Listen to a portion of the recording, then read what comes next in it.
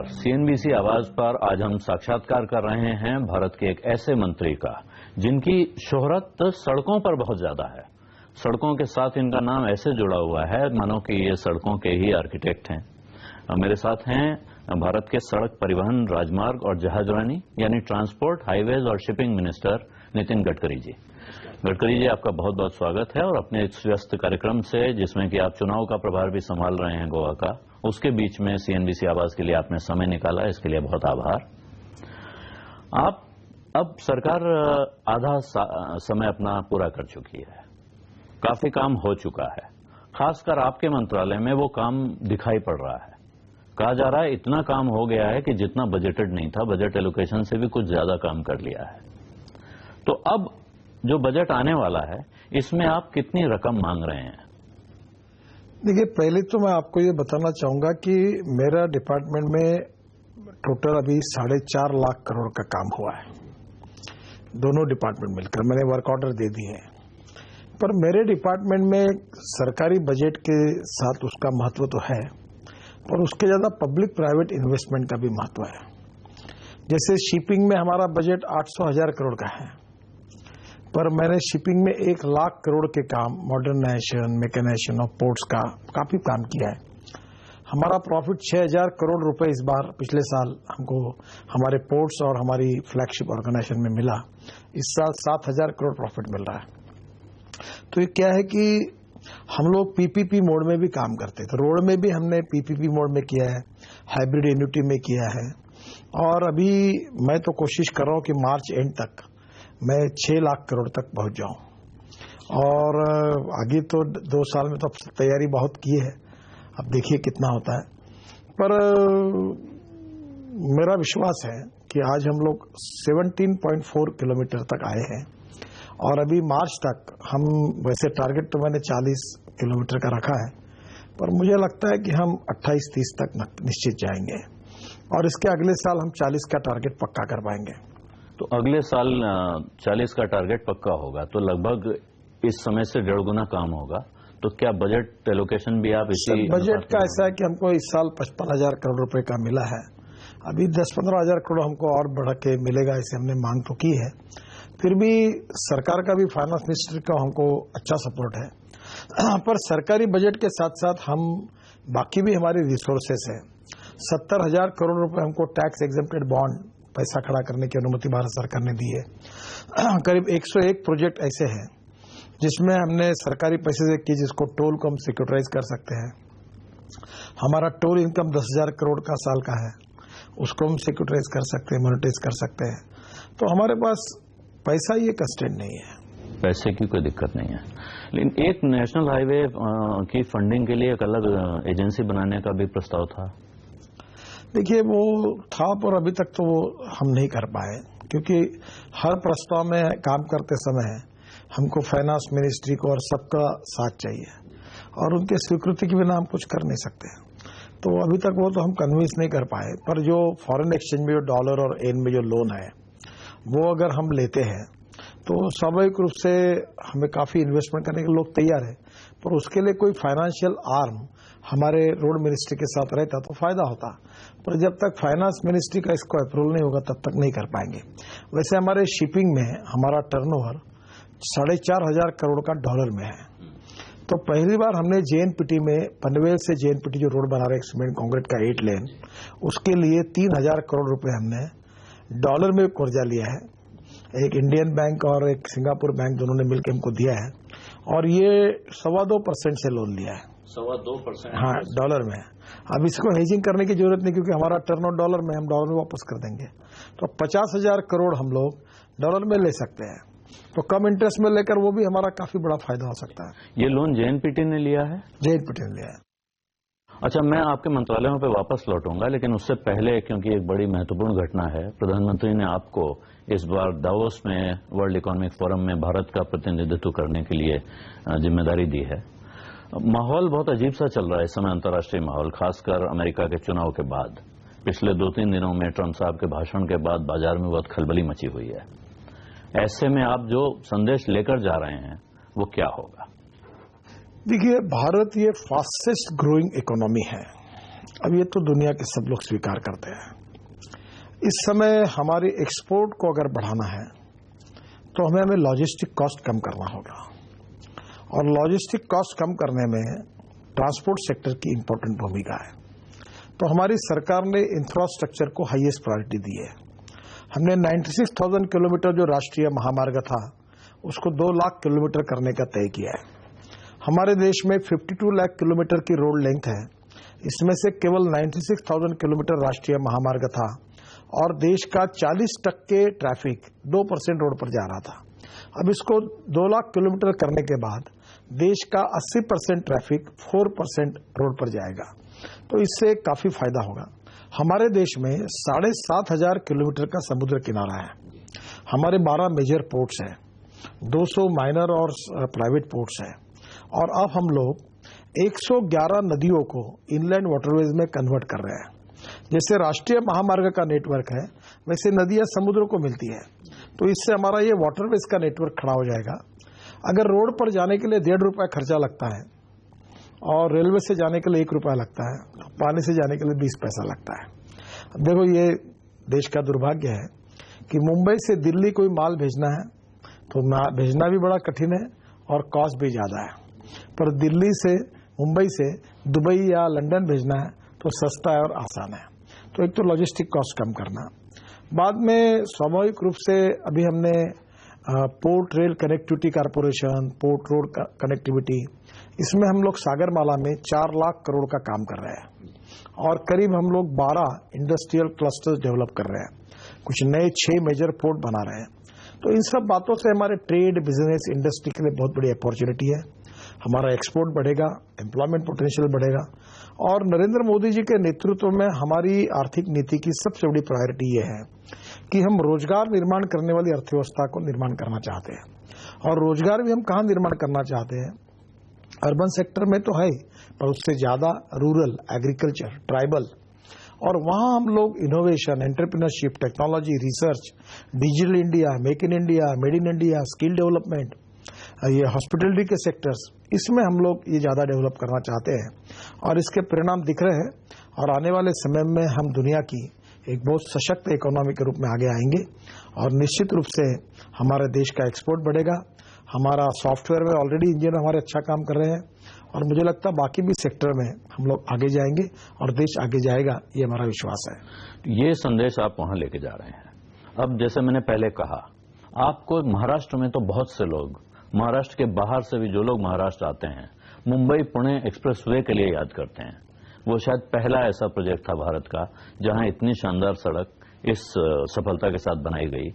उसके बाद अब आप जो नए प्रोजेक्ट्स लेकर आ रहे हैं, जिसमें एक तरफ आप म्यांमार से भारत की सड़क खोलने की बात करते हैं, दूसरी तरफ आप ईरान तक का एक पूरा कॉरिडोर खोल रहे हैं जो चाबार पोर्ट तक जाता है, उस पर थोड़ी रोशनी डालेंगे। देखिए, हमारे यहाँ अटल बिहारी वाजपेयी जब प्रधानमंत्री थे उसी समय ईरान में चाबार में पोर्ट तैयार करने का निर्णय हुआ। ये बड़ा स्ट्रेटेजिक लोकेशन है। अगर आपको अफगानिस्तान जाना है तो पाकिस्तान से जाना पड़ता है।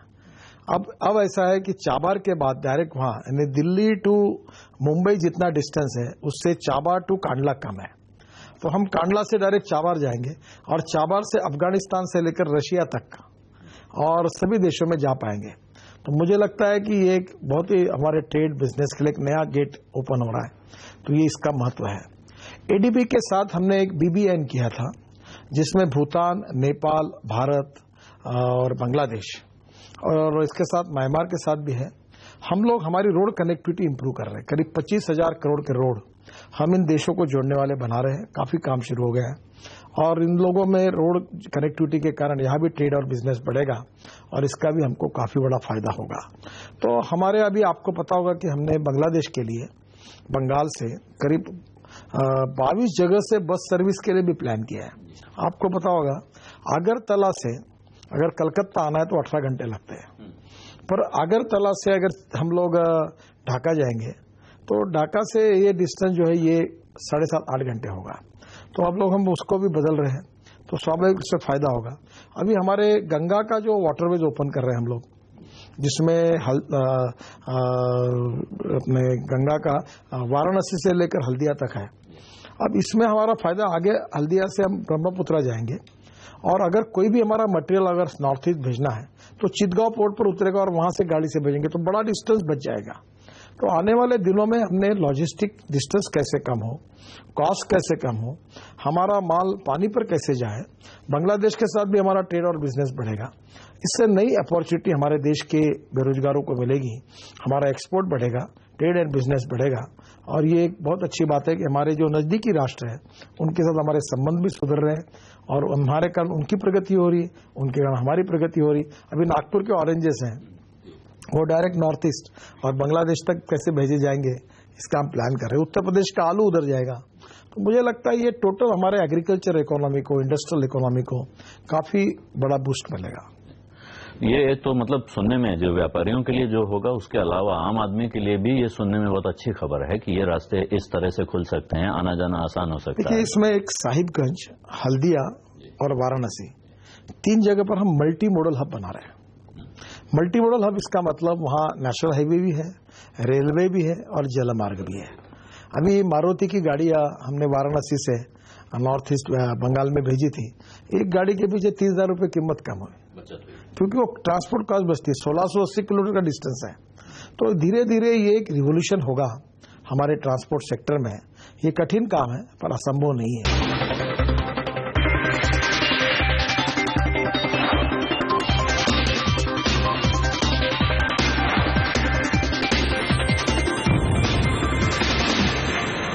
अब जो एक विषय है आपका भी बहुत चिंता का विषय है, आपने उस पर काफी चिंता जताई है।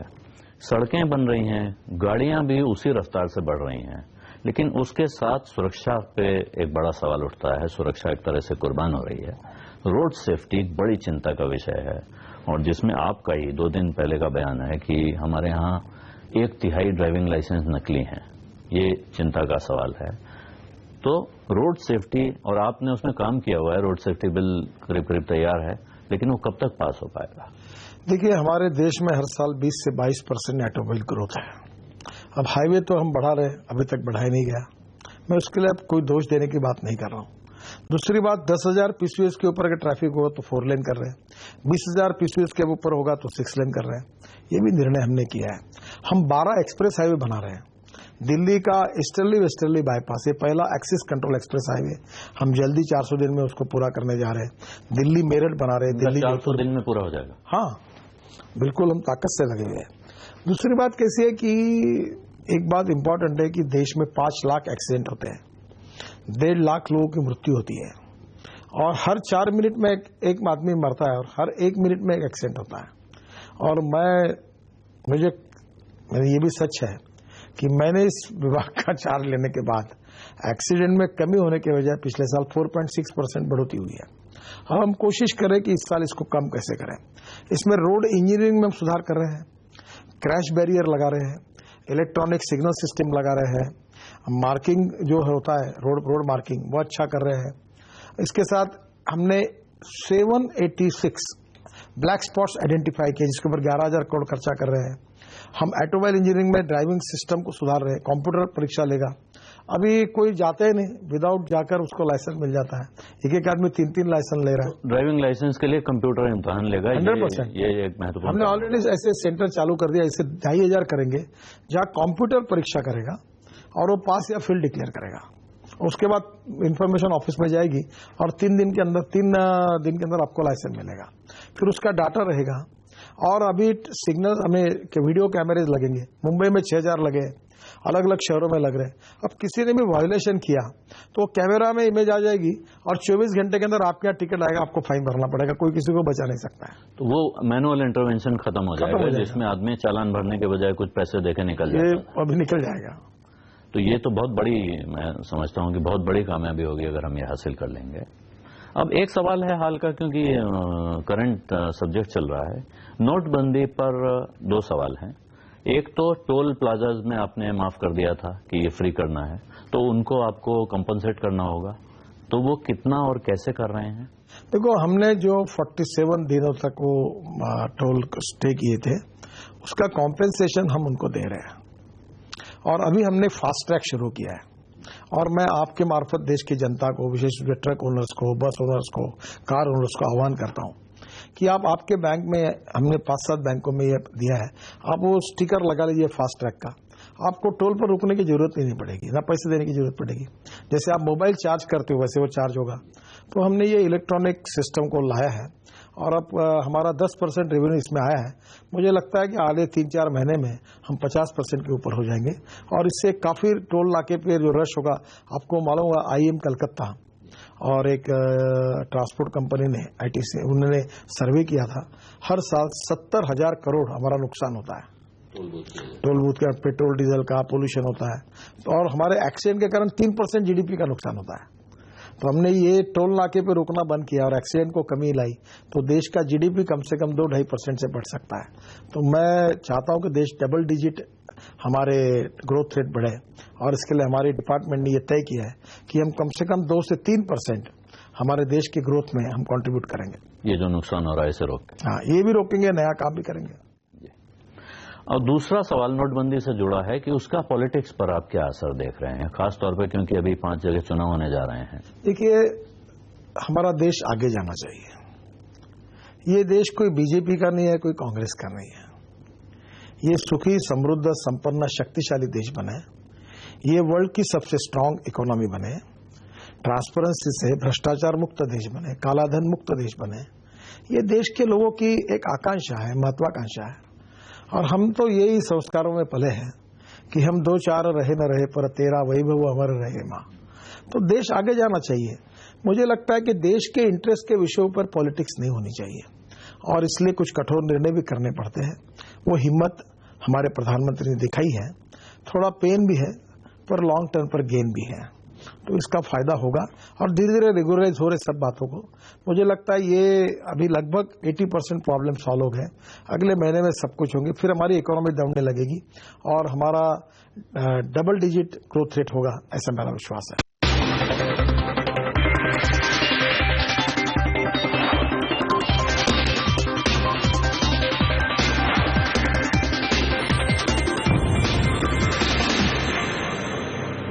ये हम गोवा में बैठे हैं जहां चुनाव, आप तो चुनाव के प्रभारी हैं यहाँ तो कुछ तकलीफ दिख रही है टूरिज्म में, काफी इस समय पीक सीजन है, लेकिन होटल वालों का कहना है कि आप जरा एयरपोर्ट में जाइए, यहाँ रोज 89 फ्लाइट्स आती है और पूरी फ्लाइट्स फुल है, टिकट नहीं मिलते।